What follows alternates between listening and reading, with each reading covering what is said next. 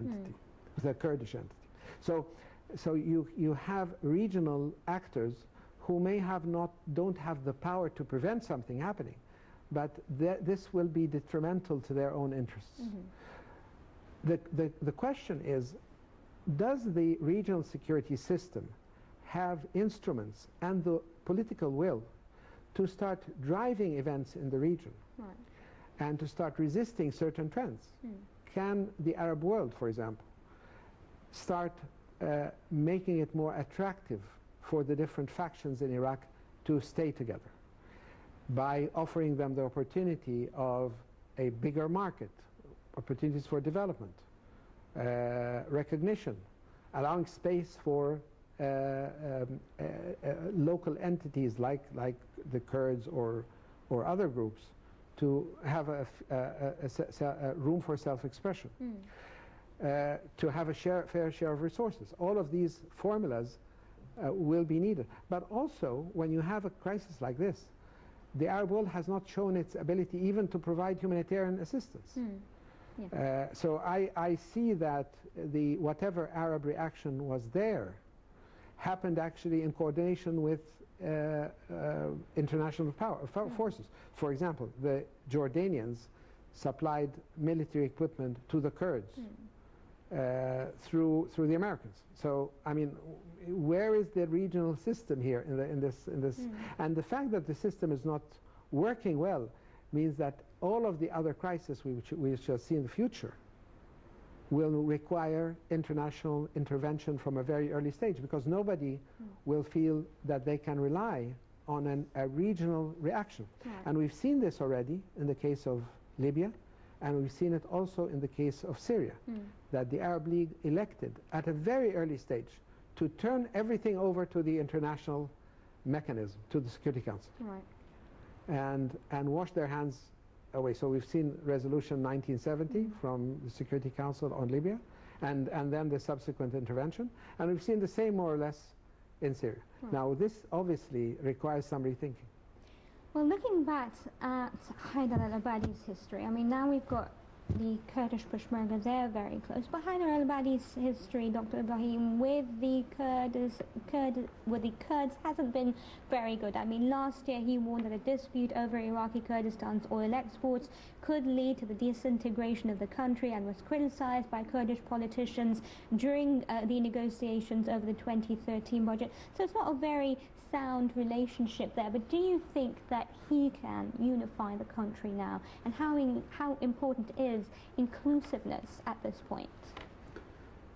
Well, I think will be instructive here the course of actions by IS groups in Iraq, and I think this is going to help to a large extent, going to help Haider al-Abadi from one side, and also the Kurdish people, leaders, to be more patriotic, more national in terms of their thinking, instead of only thinking about their narrow interests, narrow ethnic interest or whatever.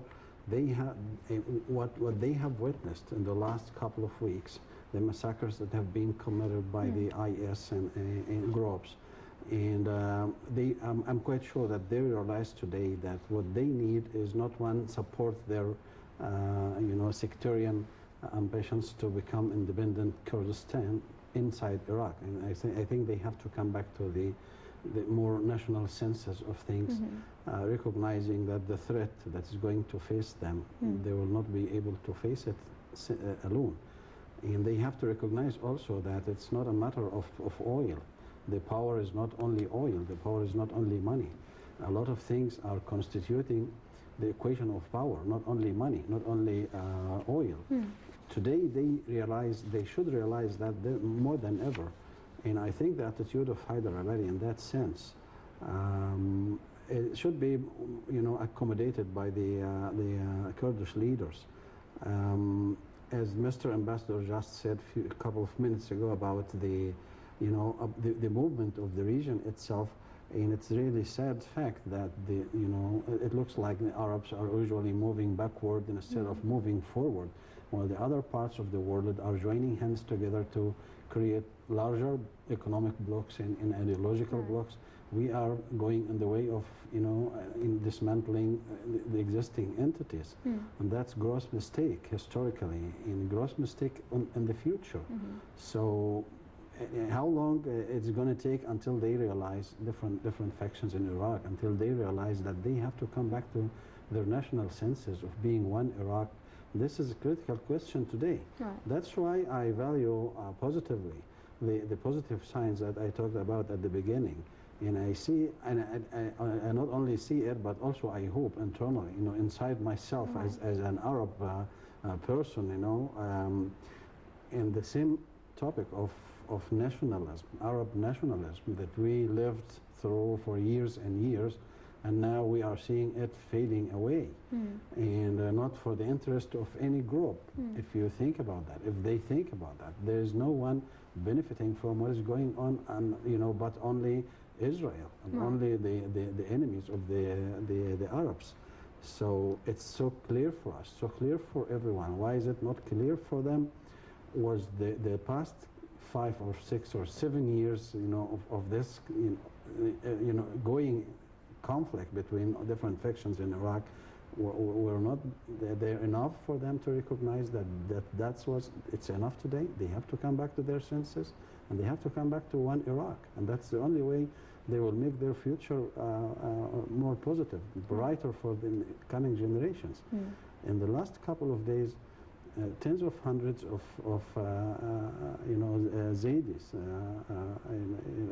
were massacred by IS, and before that, thousands and thousands were also slaughtered like animals. And that's not a threat pointed only against one faction or another. It's against Iraq. They have to recognize that. It doesn't recognize religion or fiction or ethnic or whatever. And they have to recognize this. One of the things that probably should be valued positively is this kind of agreement internationally from United States, from United Kingdom, and from France, and from other major power in the international scene, and also from United Nations side, to support Haider al-Abadi, and to support the new positive expectations of the government, the undergoing formulation of the government that should take place within a couple of weeks. So I hope that with this international pressure, with this gloomy picture becoming more, recognizable by the parties on the ground there, they have to come together and to come back to their senses, to one Iraq. And unless they do that, they will face a very dark future. Well, gentlemen, if you'll allow me to take a look at the following report, our second report for the evening, and it takes a look at the European Union, which sought to forge a unified response to the rapid advance of militants in Iraq and the resulting refugee crisis. Let's take a look.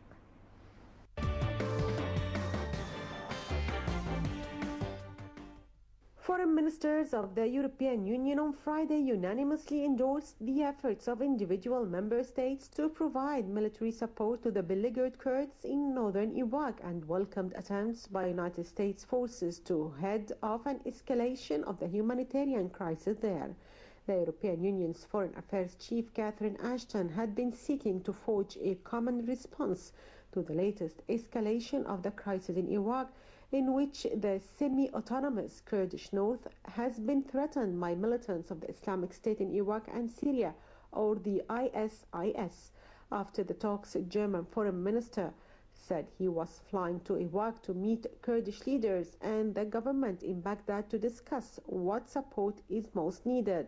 A statement on the minister's conclusions on Iraq said they would continue to work on providing humanitarian aid, and welcomed the decision by individual member states to respond positively to the call by the Kurdish regional authorities to provide urgently needed military materials. The EU welcomes the U.S. efforts to support the Iraqi national and local authorities in their fight against the ISIL, and recognizes international and European responsibility to cooperate with Iraq in their common fight against terrorism. In addition to the French, the Czechs and Italians were also said to be preparing military aid for Iraq, and British Foreign Secretary Philip Hammond has said Britain would look favorably on Iraqi requests for arms to combat the ISIS. Meanwhile, the UN has declared its highest level of emergency in Iraq as a humanitarian crisis follows the advance by Islamic State militants in the north.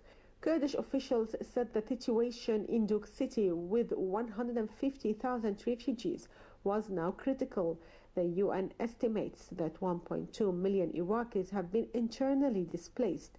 The UN had estimated that tens of thousands of people, most from the Christian and Yazidi religious minorities, were besieged on the mountain after being forced to flee their homes. The three other countries that have the same emergency status are Syria, South Sudan, and the Central African Republic.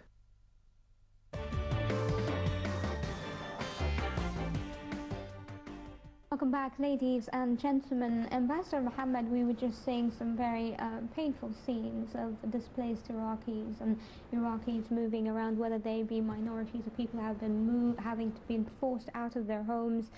What do you thoughts about the international community's response? Obviously, you've expressed your opinion about Arab response, but what about the international community's response to all this? The scenes we have seen are nothing in comparison to the scenes we are looking at every day in social media. We see severed heads, and we see mass executions, and we see women taken into slavery. So we're seeing something that's much more atrocious than those very nice pictures, relatively nice pictures, because those are people who are displaced.